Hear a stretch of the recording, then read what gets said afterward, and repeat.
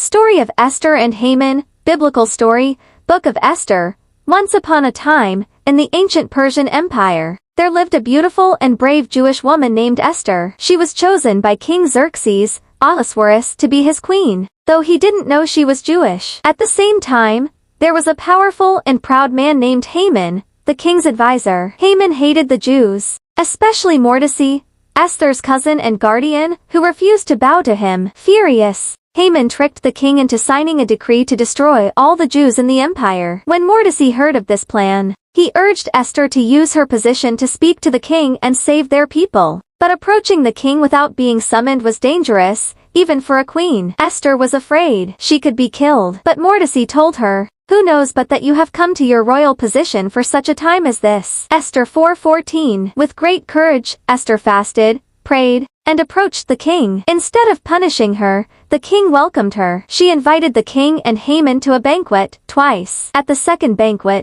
she revealed Haman's evil plan and her own identity as a Jew. The king was furious and ordered Haman to be executed on the very gallows he had built for Mordecai. The Jews were saved. Motivational speech inspired by the story. Ladies and gentlemen, let me remind you today of the power that lies within one voice, one choice. The story of Esther is not just an ancient tale. It is a timeless reminder that courage, purpose, and faith can change history. Esther was not born a queen. She was an orphan, raised in silence, living in the shadows. But when the moment came, she did not hide. She rose. And so I ask you today, what if you were born for such a time as this? Maybe you are facing fear, injustice, or silence that threatens to swallow truth. Like Esther, you may feel unprepared or overwhelmed. But courage is not the absence of fear. It is choosing to stand in spite of it. Esther didn't wait for the perfect moment. She made the moment perfect by stepping into her purpose. She chose to speak when silence was safer. She risked everything so others could live. You,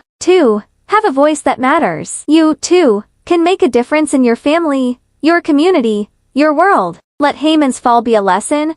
Pride and hate will not stand forever. Let Esther's rise be your inspiration. Purpose, faith, and courage will prevail, even against impossible odds. Stand up, speak out, shine your light.